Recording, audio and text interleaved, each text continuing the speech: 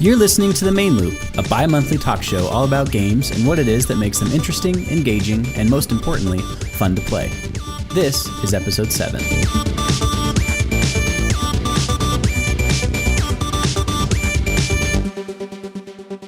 Well, shit, you nailed that. Mic drop, and this time I wasn't the one cursing. So it looks like we're done. We're done here. We can wrap it up. Hit stop, hang up, publish. Nailed it. SHP. Welcome back to The Main Loop, everyone. I'm Sean Bragg. I am, of course, joined by Stu Urbach for yet another episode.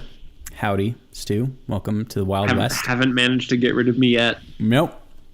Although I was lining up some guests today, and hopefully we get some of that rolling, and you might just be out. We'll find out.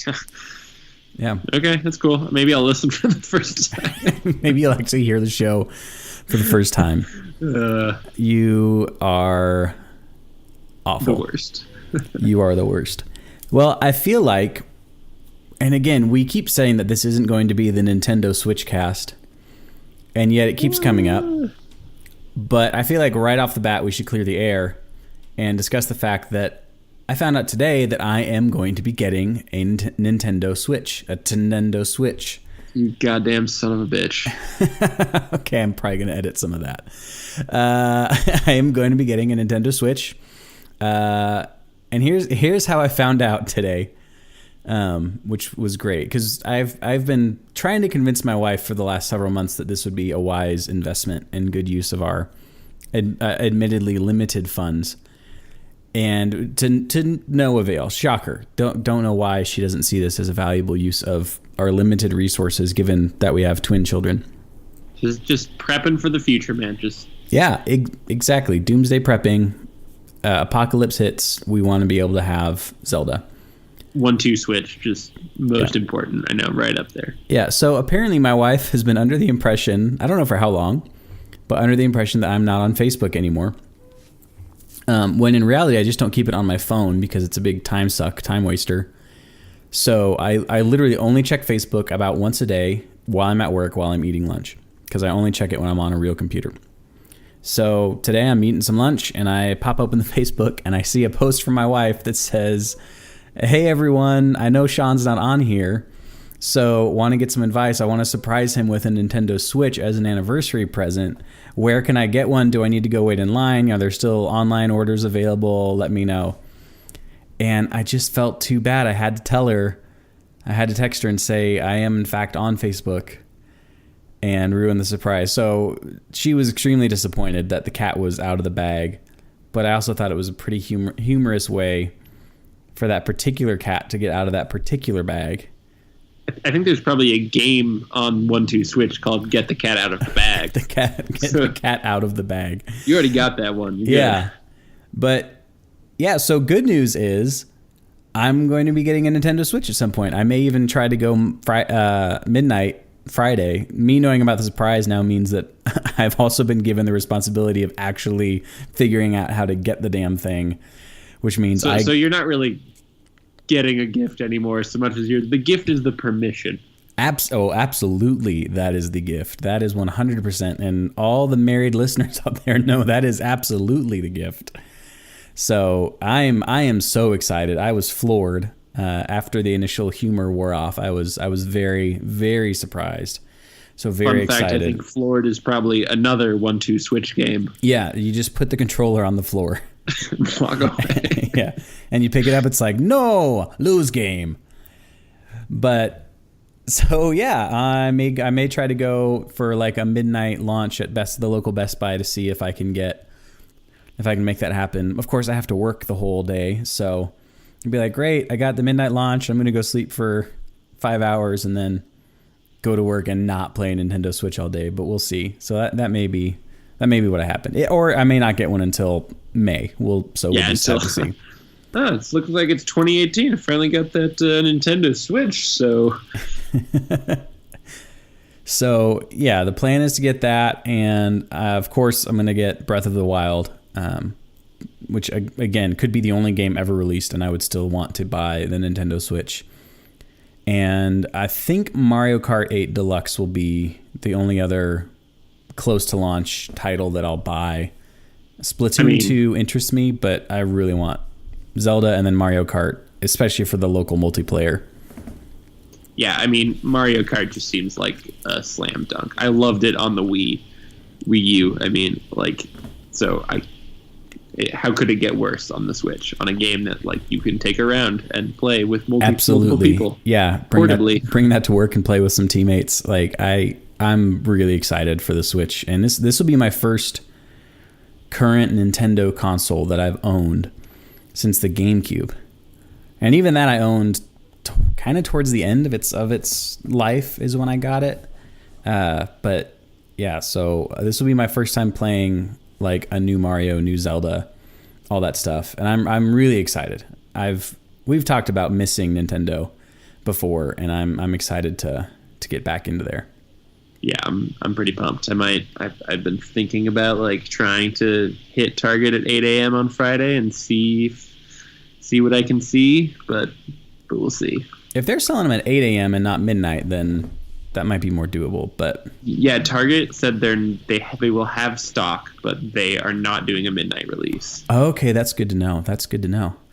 I mean, everyone listening that is in Denver, 10 a.m. They're sold out. Yep, Target's going to have limited stock at 10 a.m. Let's just release this at 8:30 a.m. Just suckers. All of our base. Yeah. Yeah, I'm excited and hopeful. I may try to do the Friday thing just because I'm bad at waiting for things. So yeah, that's what I got going on right now. Yeah, that's pretty exciting. I'll have to see how limited my funds are now that I have a new puppy in my life. Yeah, how is the pupper? She's doing good. She's acclimating to her new life. She hasn't freaked out too much. She's enjoyed coming to work with me. So far so good. Awesome. That's great. I've woken up with a paw in the face many a time now. So like a wake up paw, or just like a wake up paw, like a, hey, you're I need to go. I need to do something right now. Like not even like go outside or anything. Just like, hey, punch in the face. I'm bored and you are being a real piece of crap right now. Also, another Nintendo Switch game. Sorry, 1-2 Switch game. 1-2 Switch. Pick up the dog crap. But not too fast. Oh, you tore the bag, and now it's on your hand. Or just punch in the face. Sorry, that's called arms. There we go. Yeah, but if you lose the 1-2 Switch dog poop game, then that leads to another 1-2 Switch game, which is like the hand washing. You got to scrub with the soap. Yeah. I think. I've been reading reviews on the Switch while we're still on this topic, which we're just going to be on the Switch topic until like June. That's just how it is. Yeah, let's just be honest. And if Hearthstone makes its way to the Switch, then, you might just never. People are going to be like, this podcast is terrible. They literally just talk about Hearthstone and the Nintendo Switch. Yeah. But I was reading some reviews online today. People seem to really like the Switch. The worst thing I read was just about some like connection issues and battery life issues. But again, that was all still on pre-release units. So I'm hoping that there'll be some either firmware or software updates coming down the pike that'll help with some of those issues. So yeah, it seems like the biggest problems might be like ergonomically from how the like click-in controller when you're not holding it like as a mobile unit, like how like cramped your hands might be is what it seems like. It could get a little annoying, but other than that, I think everyone was pretty impressed. They're like, yeah, it feels like a console. Yeah, it feels like a portable device. I think the sort of the Joy-Cons, which still sounds absurd to me, but whatever. They seem like marvels of engineering in terms of like being able to fit that much into like a workable space. Yeah. And most of the critiques I've heard are mostly just like the same old Nintendo stuff, which is all valid, but it's kind of like, sure, but if I didn't want to do this, I wouldn't be buying a Nintendo device. Right. And from what I've heard too about if the Joy-Con isn't your thing, I've every review I've read raves about the Pro controller that's available, which is a more normal Xbox style, and people seem to love that. They're like, yeah, the Pro controller is awesome. So if you really don't like And somebody was telling me today that the Pro controller, was it you that's telling me the Pro controller is compatible with your PC, just like an Xbox controller is? Yeah, I was reading that on your on Polygon. It sounds like you can plug it into your computer. So Nintendo's slowly making its way to 2005. We're getting there. That's great. I haven't had an Xbox 360 in years, but I still have an Xbox 360 USB controller. That is, again, perfect for like Rocket League and stuff like that when I hop on the PC. So I love it. Makes you feel a little less bad for shelling out $70 for that thing. Right. I don't think I paid that. That may have been in younger days, and there may have been some shenanigans with Walmart's return policy that enabled me to get that controller. Well, also that was an Xbox controller, not Nintendo. So, you just add $20 to that. So. That's one thing that surprised me looking at all the Switch accessories. Everything's a lot cheaper than I expected it to be. The only thing that was a little weird with the Joy-Cons, but everything else seems pretty reasonable. Yeah, and I would probably buy it's like just like the thing that you can put the Joy-Cons on so it feels like a controller. They make one that will recharge them at the same time. Right. That seems cool. I did not realize the thing plugs in with USB-C. So that's pretty sweet. That's how it charges, is with a USB-C connector. So that's really cool. Well, let's not again, in an effort to try to not make this a Nintendo Switch cast, let's talk about something we never talk about, which is Hearthstone. Blizzard. Actually, in this announcement, Blizzard is releasing Overwatch for Nintendo Switch. Sean and Stuart are canceling the podcast. Yeah, what are we even going to talk about anymore? There's no point. I picked up Hearthstone again recently. They do this to me every year. An expansion comes out. I get really excited. I play for a month or two, and then I burn out, and I hate the game, and then I don't play until this cycle begins again. So I'm trying to temper, coming back to a relationship that I'm not sure if it's going to work out. I'm trying to approach with caution, not ready to dive in with both feet. But I've been doing some daily quests, doing the Tavern Brawl, but it is the time of year where there is a huge expansion coming to the game. We got a great rap explanation promo rap from their lead game designer, Ben Brode, which was pretty incredible if you haven't seen that. Too legit to quit, man. Yeah, so the last few expansions have usually launched with a little promo video that has had like a song, and this time there was no song in the promo video, so the internet did what it did, which is explode. Not just because of the S3 outage, but it exploded with demands for Mr. Brode to sing a song, and I got to hand it to him. He came through. That he did. So you've got a note in here about Hearthstone. It sounds like you're kind of how I am with this game. Yeah, I mean, I feel about it the same way I feel about Magic. It's just like either you're kind of like a one game type of player and you're really committed to like a lifestyle game. And I think really any sort of card game system does that. Like Magic does it. Like Netrunner, now that it's released, does it. I think there's like an Arkham Horror one, and they call themselves legacy card games or living card games because you know what you get when you buy it. They're not booster packs. But the reality is it's kind of the same, that like there's a lot of complexity, there's a lot of cost up front, there's a lot of shifting, it's really exciting. And I've kind of come down to like, I love keeping up with them. Like I still like pay attention to all the new Magic spoilers, but like playing it a lot isn't as big of a priority for me anymore. So with Hearthstone, like I play all the Tavern Brawls, I like collect some of the new cards. I always pay attention because I'm really excited to see like what game design they came up with and like how that all works. But I don't think I'll ever get to the point where I'm like laddering again. It's just not. Yeah. From a play perspective, it's not quite as exciting for me anymore. Yeah, it was definitely because I got into Hearthstone like at the end of beta, and it was very fun because I had several friends that were all playing it, and it was like I was playing that game 5-6 nights a week. That was just what I did. My wife and I were first married, And so we'd eat dinner together, and then she'd watch TV. And in our little tiny apartment, like my computer was in the same room as the TV. So I would just ladder all night, and then playing Face Hunter, and then she, while she watched movies or whatever, and I would play against lots of friends, and we did some fireside gatherings and stuff. But yeah, it's just not that. It doesn't have quite that same feel like it did anymore. And yeah, I don't know. I'm approaching with caution with this new stuff coming up. I think it's exciting. Like I always love it. It's just, I think from what I've seen, especially with my experience with Magic, unless you have like a group of people that you're specifically like, you have a metagame that you can keep up with that's like specifically slower for what you want, either you're like committed full bore or you're just going to get thrown off from time to time. Yeah. And like, that's just kind of how it goes, I think. I mean, that's even how kind of my experience with like, I've tried to play World of Warcraft a lot, and I think it's an incredible game. It's really well done. It's really fun, but I haven't had like a consistent group of friends that like, oh, we get on and play together and we're all committed to like, we set aside this time every week or a couple times a week and actually like play through together.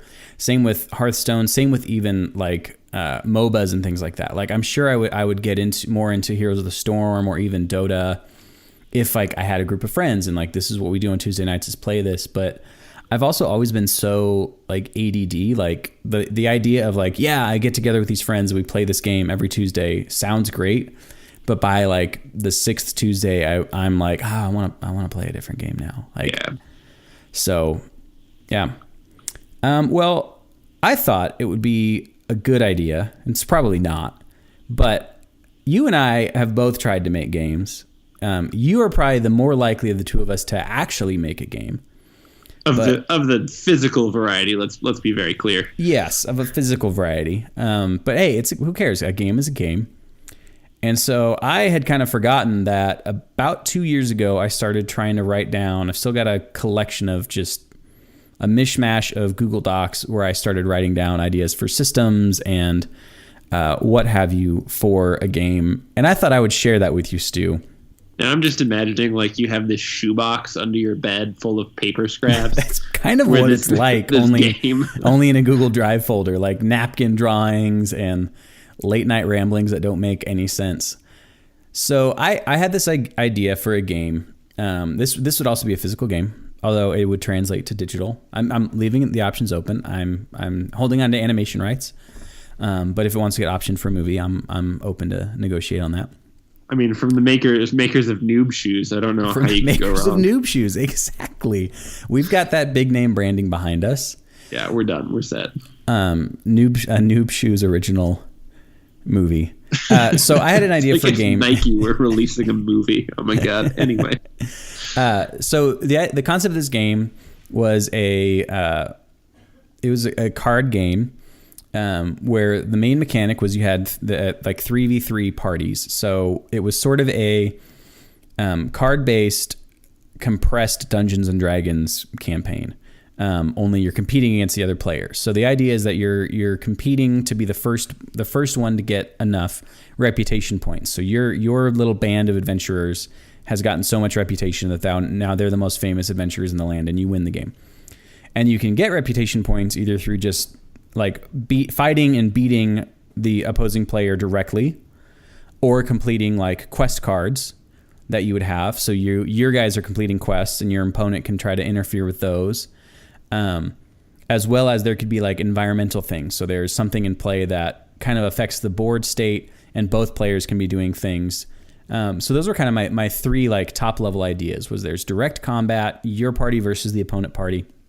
There's interference, so you're just trying to kind of dick with your opponent as he's completing his quests, and then there's also like so there's the questing element, and then there's some sort of shared stuff where it's like, well, I'm going to put this on the board and I'm kind of harvesting points from it, but the downside is my opponent can also kind of get some of that as well, because I've shifted us into this jungle or whatever it is.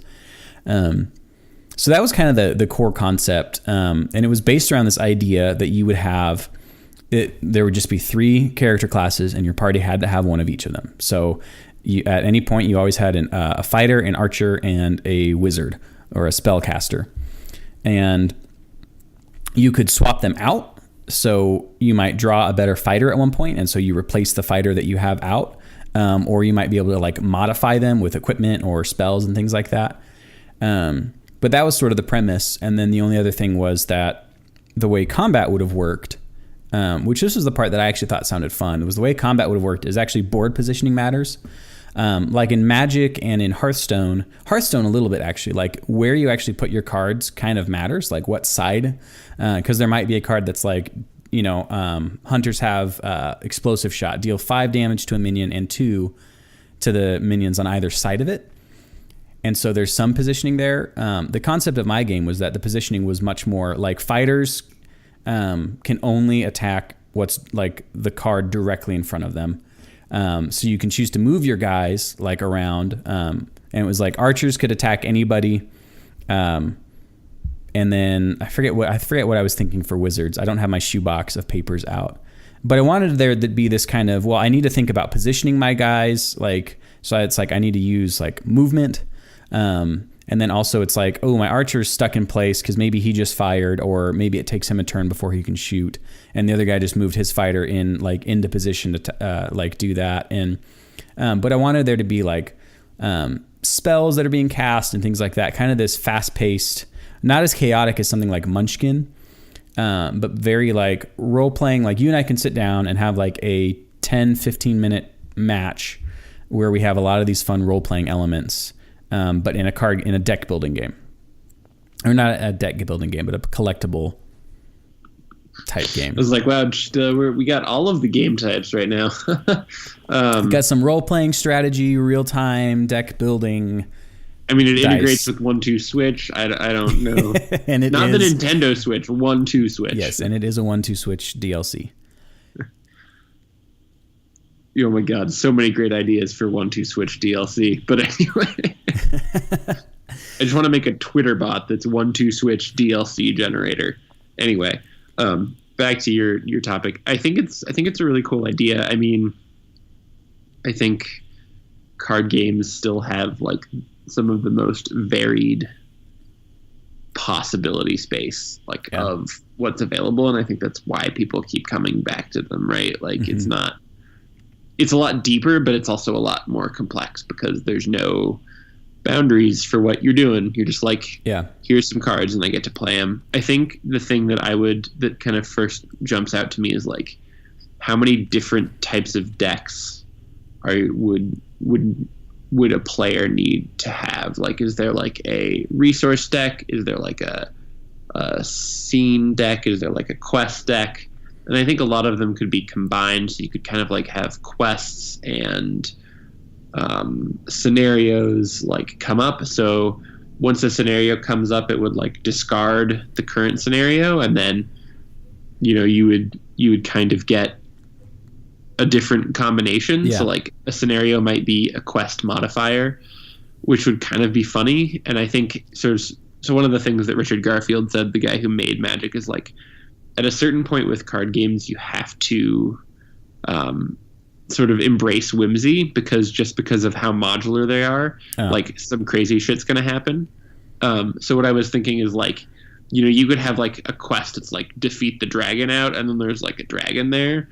And then you like switch from like the Mines of Moria to like Happy Fun Time Land. And now you're trying to beat the dragon inside Happy Fun Time Land. Yeah.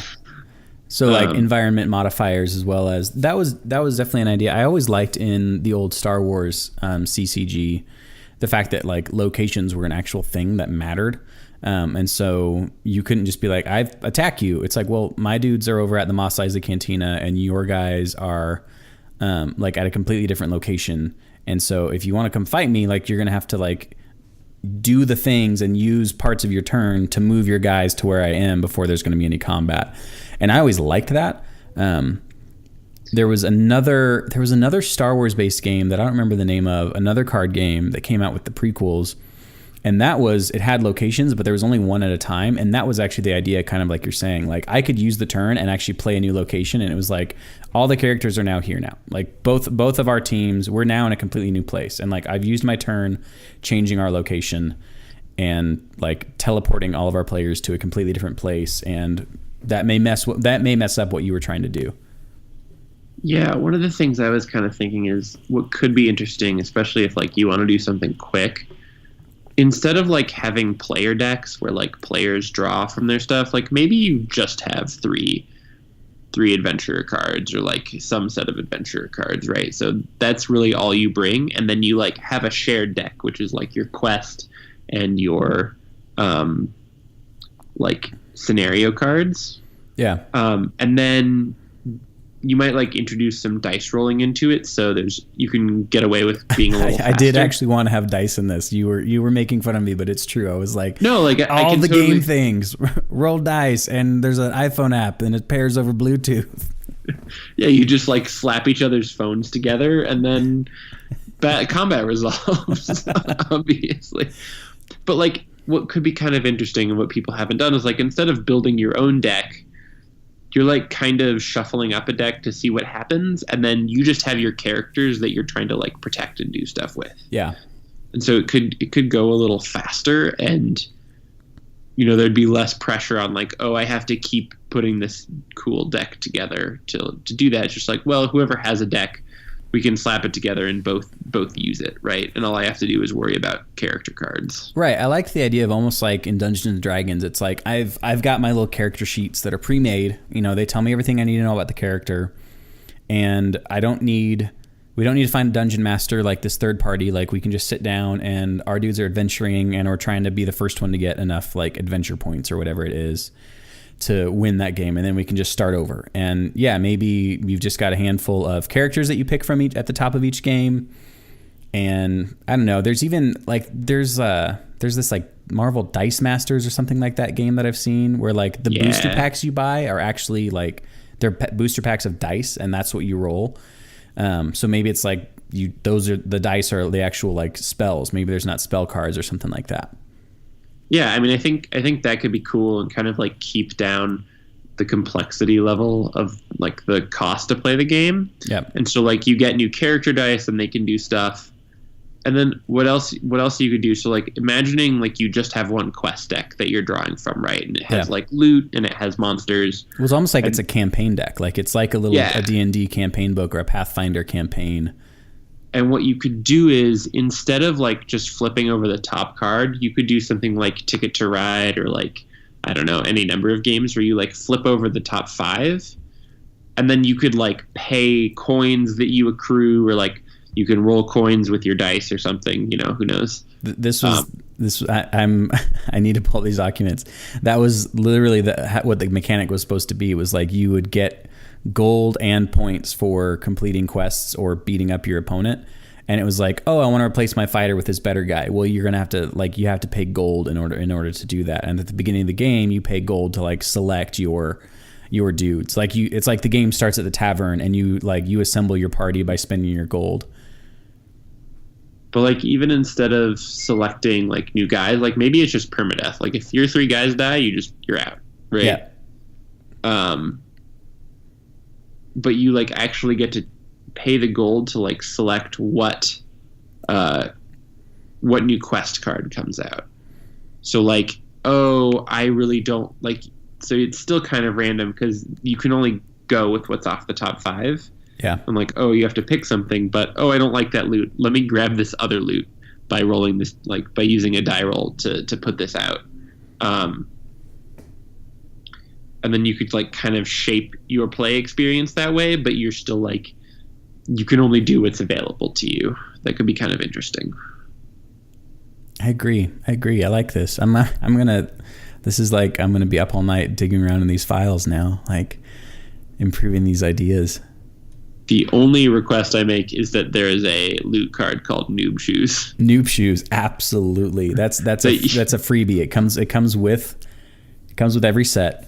Well, I like the idea of there being like these campaign decks that are pre-built, like you said, that are going to have like the quests and the loot and all that.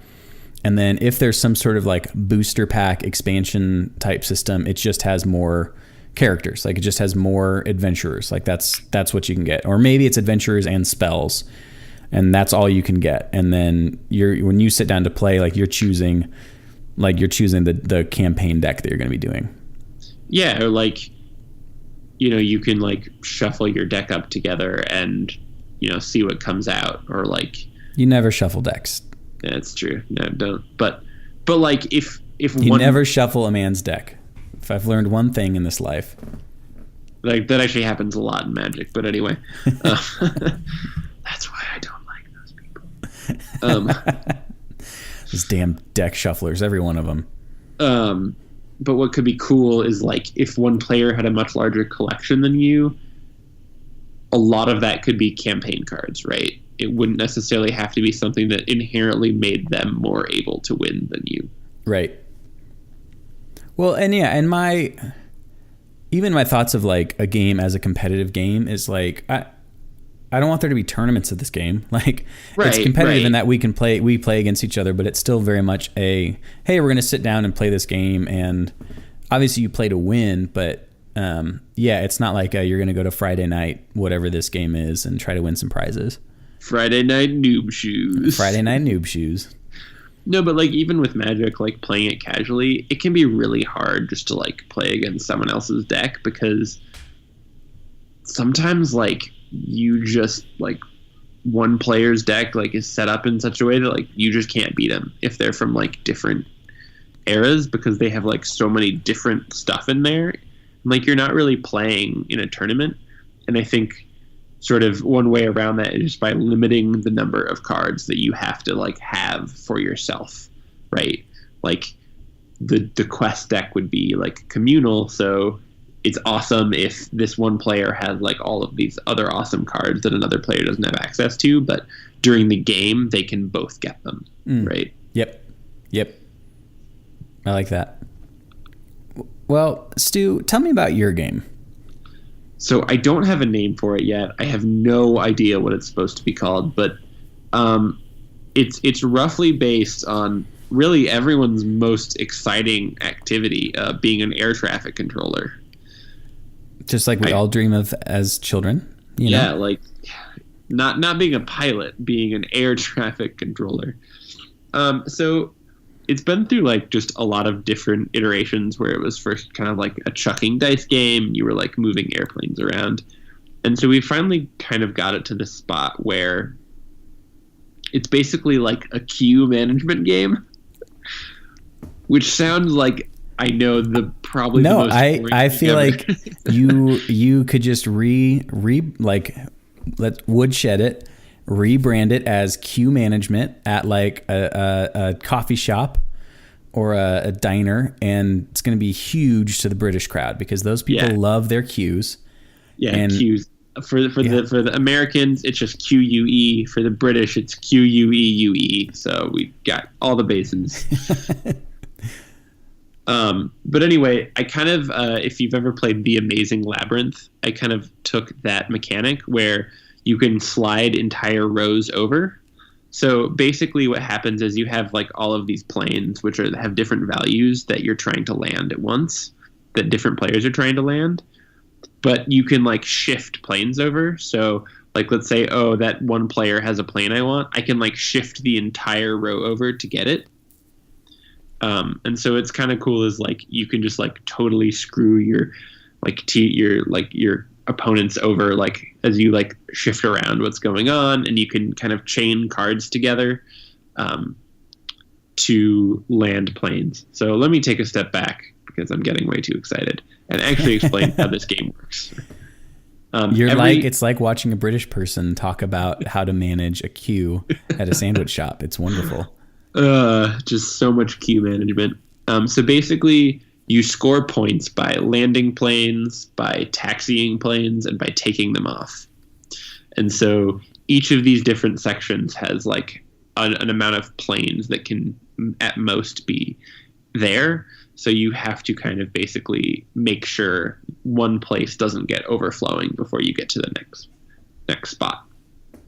And you have a hand of cards which have a variety of colors. So like Ticket to Ride, you have to play a corresponding card of the color that matches the plane that you want to move. Okay. And then when you move the plane, you get that many points based on the plane's value. And then basically you move it down the line. what's unique about this is once you do what we call taking the planes off, so like you take off a batch of planes, so you like send them back into the air, that's what ends the round. Okay. And any plane that's remaining sort of in air waiting to land at that point immediately loses a fuel. Crashes, and then you have to do a notify next of kin round, and nobody wants to do that. So no, but actually you can crash each other's planes, and it's by far the most exciting part of the game. We're just like, you just lost 3 planes. And the other player goes, doesn't that just like make you a terrible person? Literally Don't a terrorist. Care. So it's really about being an irresponsible air traffic controller. I like it. Everybody's just, again, I always dreamed as a child of becoming an irresponsible air traffic controller. I watched Breaking Bad. I watched Jane's dad not handle it, and what that led to, and I was like, this is the career for me. Yeah, I mean, it's like Breaking Bad, but with air traffic control. Get sad, panic at the controls, and just bump some planes into each other. Pretty much. It's super exciting. Just doing some plane bumping. Okay, so each round you're just managing, it's like you're managing the inbound planes now. You got them, took off last round, and now they're coming in, and you got to get them all shuffled into the right places. Yep, that's the goal. And then basically there's kind of like a chaining mechanic. Player 3 has entered the match. We've got a dog on camera. So basically what happens is, nope, she's just not going to let me be by myself right now. Nope. Hey, little girl. Got my dog Annie here saying hello. Basically, if you can exactly match the value of the card to the value of the plane, okay, you get to take an extra action. So planes could be values 1 through 6. Cards are also values 1 through 6. So if I play a like blue 1 to match to a blue 1 plane, I get to move the plane and then do another thing. So you can move a plane that has less value. So like I can discard a 4 to move a plane of value 3. But that doesn't get me an extra action. Got it. So you're like trying to sequence your hand so that you can score the most points in a row, and then kind of screw your opponents over by taking off planes or by like filling up their queue so they can't land what they want. Well, when can we expect to start playtesting? It's currently in its 8th iteration. I'm just about ready to have a like rule set that can exist outside of my head. So almost there. I've been using this kind of cool prototyping software. It's a Ruby package called Squib, actually, that can do rapid prototyping. It basically takes a bunch of inputs and for loops and then spits out some prototype cards.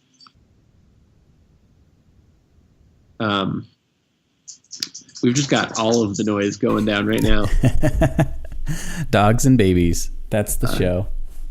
On the Nintendo Switch. Coming to a 1-2 Switch near you. Did you tell them I'm going to get you a Nintendo Switch? Yes. Yes. Well, cool. What was the name of that thing you're using for prototyping? It's called Squib. Squib.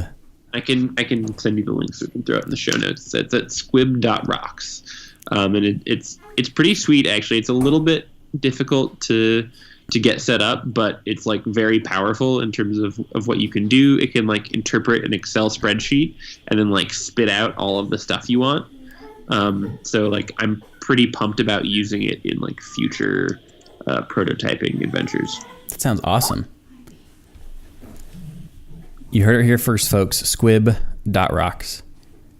Well, that about wraps our show up. Stu, are you... I'm afraid to ask at this point. Are you blogging? I am not blogging. It's been a rough ride here. Hopefully I will be again soon, but no promises there. I'm still Instagramming, so that's a thing. But after today, I feel like you should be doing like a weekly Twitch stream in like the creative category, just of you like designing and prototyping your game and just like talking through what you're doing and using Squib. That'd be pretty cool. I would watch that. That'd be pretty cool. That sounds like a thing I should probably do, yeah. Do you have a Twitch account? I have a Twitch account. That is true. Yes. That you maybe could even just set up to auto host another Twitch account. At the very least, it'll look like you're broadcasting something. These are ideas that would put me like at least in 2010. Okay. We're getting there. Sometimes you can find Stu at amateurmythology.wordpress.com. You can always follow me at Sean M. Bragg on Twitter. And you can, of course, follow the show at The Main Loop on Twitter. Feel free to email us your feedback and suggestions to mainloopshow@gmail.com. And if you think that you've got a great guest that should make an appearance or that would like to make an appearance on the show to talk about gaming and content creation and things like that, be sure to send us an email with info to mainloopshow@gmail.com. I think that's going to do it for this week's episode. We will be back in 2 weeks to talk about what it's been like for Sean to play the Nintendo Switch. And what it's been like for Stuart to imagine playing the Nintendo Switch. Yep. So we will see you in 2 weeks. See ya.